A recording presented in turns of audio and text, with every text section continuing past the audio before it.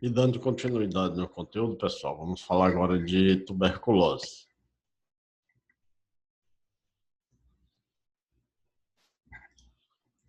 Então, a tuberculose é uma doença infecto contagiosa cujo agente causador dela tem o mesmo gênero do agente causador da lepra. É por conta disso que a vacina contra a tuberculose é uma vacina comum contra as formas graves de tuberculose e lepra, que é a vacina BCG, que ela vai proteger contra formas graves de tuberculose e lepra.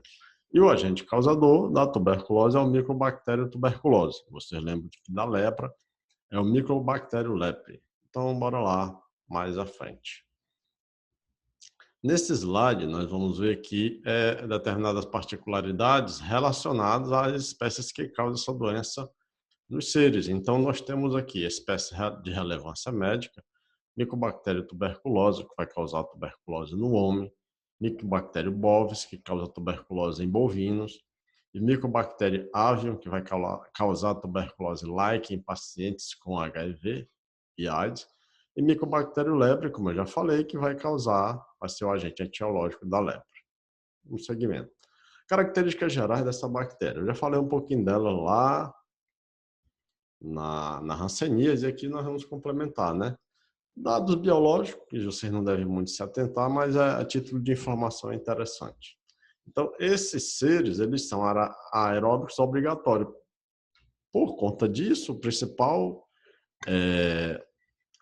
local onde vai se destacar mais a infecção por tuberculose é no pulmão, né? Aeróbicos obrigatórios, não móveis, não formadores de esporos, parasita intracelular de macrófago, nós já vimos isso lá na hanseníase, possui crescimento lento, formam colônias pequenas, de 4 a 6 semanas para aparecimento dessas colônias, e o crescimento de cordão, o fator observado lá em Robert Koch, não é considerado gram-negativo nem gram-positivo. Então, esses dados biológicos são interessantes para a gente ver, entender lá à frente a questão de sintomas, manifestação de sintoma e contaminação. Vamos agora entender como é a via de transmissão, certo? A via de transmissão da tuberculose é a mesma via de transmissão que a gente comentou no caso da lepra. O micobactério ele entra pela questão das vias aéreas superiores, gotícula de saliva contaminada. Então, aqui, o indivíduo infectado, através de gotículas de saliva, que nós chamamos isso de aerosol, geralmente essas gotículas de saliva com 1,5 micrômetro de diâmetro, vai passar para o indivíduo não infectado, através da fala, do espirro, da proximidade e da permutação das gotículas de saliva, né? Então, tem que ocorrer uma dispersão de 3.000 partículas efetivas para que ocorra a contaminação e pouco mais de 10 bacilos são necessários para ocorrer uma infecção. Então, vocês estão vendo, pessoal, que a contaminação, tanto da tuberculose como da hanseníase, ela ocorre por via direta, através do sistema respiratório. Vocês viram que lá na hanseníase existe uma alta infectividade. Muitas pessoas se contaminam, no entanto, poucas pessoas adoecem. Vamos dar sequência aqui nos dados relativos à tuberculose. Então, nesse slide, nós vamos falar da questão da infecção. Nós vimos que na hanseníase ocorria a infecção, mas o indivíduo demorava um certo tempo para manifestar sintomas e muitos nem sintomas manifestavam. Certo? Quando o indivíduo fazia um teste sorológico, ele aparecia com anticorpos para o micobactério lepre. Então, no caso aqui da tuberculose, é muito parecido.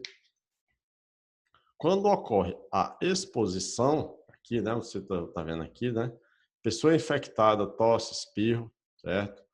A fala, pequenas partículas de saliva e muco são expelidos no ar quando ocorre a inalação, que foi a exposição. A localização do micobactério nos alvéolos fagocitado por macrófago. Então, esse bactéria, esse bacilo, vai para nossos alvéolos pulmonares e lá o nosso sistema imunológico vai encapsular ele, certo? E nesse período aqui, dado o sistema infeccioso. Então, vocês estão vendo na gravura que ela está mostrando isso aqui, ó, esse encapsulamento a nível de alvéolo aqui. Então, esse é o estágio infeccioso.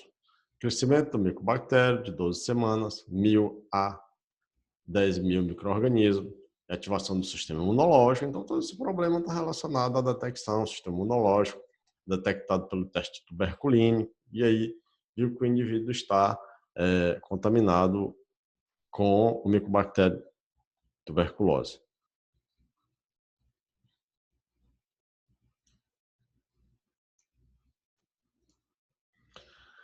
Uma vez contaminado, o indivíduo poderá desenvolver a doença ou não. Vai depender muito do estado imunológico desse indivíduo. Mas alguns testes, como esse teste aqui, diagnóstico, ele diz se o indivíduo é um indivíduo reator positivo, reator negativo e aí sucessivamente. Então aqui, teste de tuberculina, PPD, ajuda a identificar pessoas infectadas pelo micobactério e que não tenham sintomas. O que vocês têm que ter essa lembrança de que nem todas as pessoas que estão infectadas elas vão adoecer. São duas características muito particulares da lepra, ou da hanseníase e da tuberculose. E esse teste ele serve para isso. O indivíduo injeta essas partículas pertussis, certo? Por região intradérmica e depois de determinados dias é feita a leitura. De acordo com o diâmetro dessa leitura, certo? Vocês estão vendo aqui, ele vai representar se o indivíduo existe um determinado fator em relação à exposição ao micobactério. Então, vamos à frente. A evolução da doença, uma vez ocorrida a infecção, pode ter esses seguintes caminhos. O indivíduo pode ter a ausência de tuberculose, infectou-se, mas não manifestou, o próprio organismo deu fim da bactéria, encapsulou e não manifestou nada. Poderá ocorrer o clareamento pelo sistema imune ou supressão em forma latente, que é chamada tuberculose latente. Ou, que é em 90% dos casos. Ou 10%, tuberculose típica pulmonar, 85% dos pacientes que apresentam esse sintoma. Então, nós estamos vendo que de todos os tipos de tuberculose, 85% está relacionado à tuberculose pulmonar. E tuberculose miliar, que está relacionado a esses 10% da tuberculose que aparece, é um foco primário e está mais presente nas pessoas que são imunocomprometidas. Então, nós vimos aqui que, basicamente, os dados de tuberculose que existem, os sintomas e os pacientes são pacientes de tuberculose pulmonar. Caso de tuberculose no Brasil, né? Então, vocês estão vendo que isso vai ratificar, vai confirmar o que eu estou falando. A nível pleural. Pleural, vocês sabem que é a membrana que reveste o pulmão. Então, nós temos 39%, certo? Aqui nessa gravura, dos casos de tuberculose pulmonar. Então, as demais são outros tipos de tuberculose, ganglionar, miliar, óssea, geniturinária, meningite, ocular e outros. Então, aqui, basicamente, os casos de tuberculose que aparecem, eles são pulmonar. E os aspectos patológicos da doença. O que ocorre quando o indivíduo se contamina, o que ocorre a nível de organismo e como sintomatologia. Ocorre a presença de uma estrutura chamada de granuloma. Granuloma vem de grânulo epitelióide com necrose central, ou seja, quando o nosso organismo capta a bactéria, inocula a bactéria, mata aquela bactéria, esse granuloma ele fica presente no pulmão e é identificado em exames radiológicos ou exames de imagem. Características do tubérculo: esférico, 0,5 a 3 milímetros, com zonas celulares apresentando área de necrose, área interna com macrófagos, células gigantes, linfócitos. Então, bem característico da questão do encapsulamento por parte do sistema imunológico a nível pulmonar, além das lesões proliferativas ou exudativas. E os fatores de risco para a transmissão? Número de organismos expelidos, como eu falei para vocês, a carga de contaminação, certo? Talvez que só um bacilo não contamine o sujeito, mas o universo de 100 mil bacilos, sim. A concentração dos organismos, né? Bacilos presentes nesse foco de contaminação, o tempo de exposição ao ar contaminado, um pequeno contato com o paciente que está em fase de contaminação poderá não contaminar, Mas esse contato continuado, contato de 3 horas, um ambiente fechado, sem ventilação, ou um contato de meia hora todos os dias, com certeza vai ocorrer uma contaminação mais vigorosa. E o status imunológico do indivíduo exposto. Isso quer dizer o quê? O estado imunológico. Como é que está o sistema imunológico daquele indivíduo ao ser submetido àquela exposição relacionada ao micobactéria. E os fatores de risco para adquirir tuberculose são muito parecidos com os fatores de risco para adquirir hanseníase, certo? A questão de doenças de base, certo? Como o slide cita aqui a questão dos pacientes portadores de HIV, abuso de drogas intravenosas, pacientes que são alcoolistas, presença de diabetes, terapia de imunossupressiva, pacientes que estão em tratamento de câncer, outros tratamentos, e uso de drogas de TNF, que são drogas tumorais que estão fazendo tratamentos para câncer, usado como tratamento de várias desordens autoimunes, e crianças de até 5 anos de risco poderão desenvolver tuberculose miliar. Então, muito parecido com os fatores de risco de exposição para a hanseníase. Vamos lá. Algumas informações históricas. Então, essa parte histórica ela é interessante porque os dados de tuberculose são muito parecidos com os dados de hanseníase. Dentre os séculos 17 e 18, a tuberculose foi responsável por mais de 25% de morte em toda a Europa. E Robert Koch isolou o bacilo em 82, né, no século 19, 1882, e a streptomicina foi o primeiro antibiótico a ser utilizado. As taxas de incidência da tuberculose permanecem altas até nas últimas décadas. Isso se torna o quê? Tuberculose é uma questão pública, a gente pergunta mais por que uma doença tão antiga hoje ainda é tão ativa e viva na sociedade contemporânea. Então, por que a tuberculose persiste, pessoal?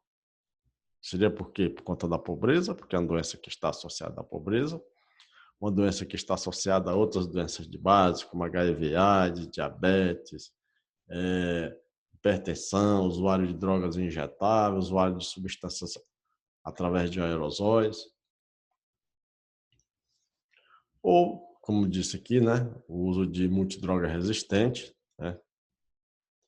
Doenças que são negligenciadas, eu já falar disso, a desinformação da sociedade, baixo interesse econômico. Então, vamos retornar bem aqui. A tuberculose ainda persiste hoje por conta desses problemas aqui que a gente entende basicamente, certo? Onde ele fala que multidroga resistente, essa TBMR, tuberculose multidroga resistente, é porque a tuberculose, devido a ela ter um tratamento longo, semelhante à hanseníase, e os pacientes que estão em estado ruim da doença, que começam a fazer o tratamento nas primeiras semanas, e vamos colocar assim, no primeiro mês eles têm uma melhora muito significativa, chegando até a pensar que ficaram curados. Então, o que que ocorre? Eles delegam o tratamento da doença. Nós sabemos que o tratamento de 6 meses é longo e de 12 meses aqui é mesmo. Então, o paciente, como ele tem uma melhora muito significativa, eles abandonam o tratamento, certo? E quando abandonam o tratamento, que são novamente cadastrado no sistema e recomeça o tratamento, é como se aquela medicação que fosse usada para aquele tratamento anterior, as bactérias presentes no organismo daquele indivíduo adquirissem resistência, não tem mais uma significância que tinha anteriormente. É isso que nós chamamos multidroga resistente. Que no caso aqui também é a doença negligenciada. Quando você começa a fazer o tratamento, abandona, não vai até o final do tratamento. Desinformação da sociedade também relacionada a isso, e o baixo interesse econômico, porque é uma doença que persiste, é muito antiga e persiste, né? E está relacionada às classes que têm pouco poder aquisitivo. Sintomas da tuberculose. Existem sintomas bem característicos e específicos. Associado à hanseníase, vocês viram que o sintoma mais específico é a perda de sensibilidade. É tão específico que é o sintoma que a gente utiliza como diagnóstico clínico. Então, perda de peso. Certo? Existe perda de peso por uma série de motivos. E também a tuberculose, por conta de tuberculose. A perda de energia, perda de apetite, febre.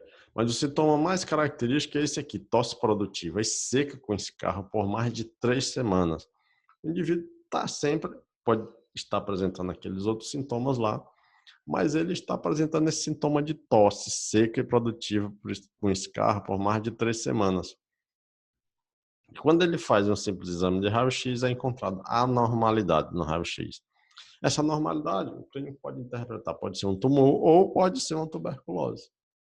Certo? E aí, ele dá indicativo do tratamento. Então, está mostrando aqui, né, o diagnóstico através de raio-x. Vocês estão vendo aqui que a tuberculose primária apresenta anormalidade na porção inferior e média dos pulmões. Mostrando bem aqui, ó, essa parte aqui, ela está como se estivesse faltando essa parte aqui pulmonar, certo? E essa parte esbranquiçada. E no caso da tuberculose reativa secundária, ocorre infiltrado na porção superior do pulmão, ó.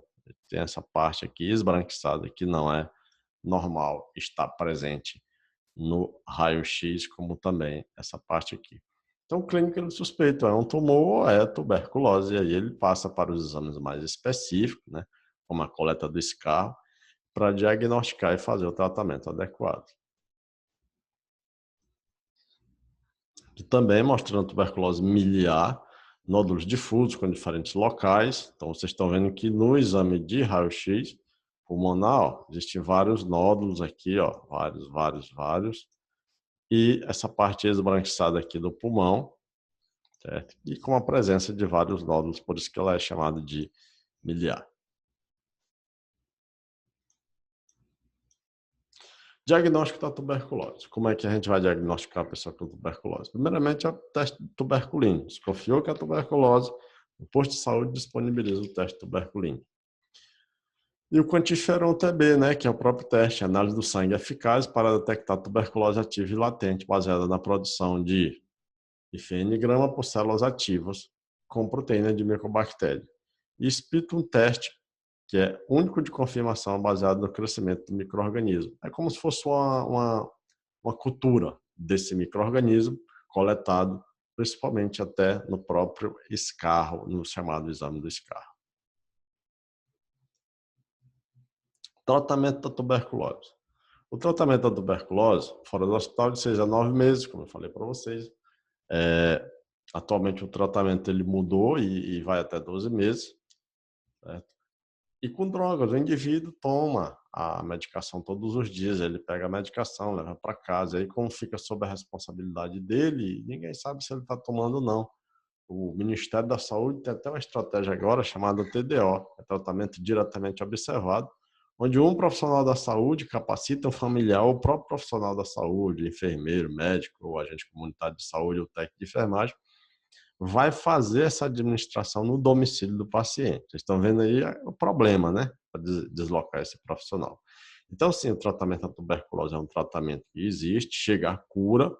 Como é um tratamento longo, é o principal fator impedidor de chegar à cura de muitos casos, porque digamos aí que você tem um paciente que seja diagnosticado com tuberculose, que seja um morador de rua. Então fica muito complicado você tratar um paciente desse. Certo? Então, o tratamento aqui, multidroga, que é o esquema terapêutico, parecido com o da Hansen, e 2 meses de Rifaté, que é isoniazida, e 4 meses de isoniazida mais rifampicina e streptomicina, até a sensibilidade da droga ser conhecida. Então, a prevenção da tuberculose. Qual é a melhor prevenção? Vacina, né? A vacina que a gente toma BCG, após o nascer, ela vai prevenir contra formas graves da tuberculose. Atualmente, o Ministério não preconiza uma revacinação, certo? Então, a vacinação é a prevenção da tuberculose miliar em criança, e a vacinação é indicada em países cuja taxa de infecção é menor que 1 por ano. Então, pessoal, com essa aula a gente finaliza a parte teórica da disciplina. Bons estudos para vocês e até a próxima disciplina. Vai ficar faltando apenas o comentário das questões da 4ª atividade.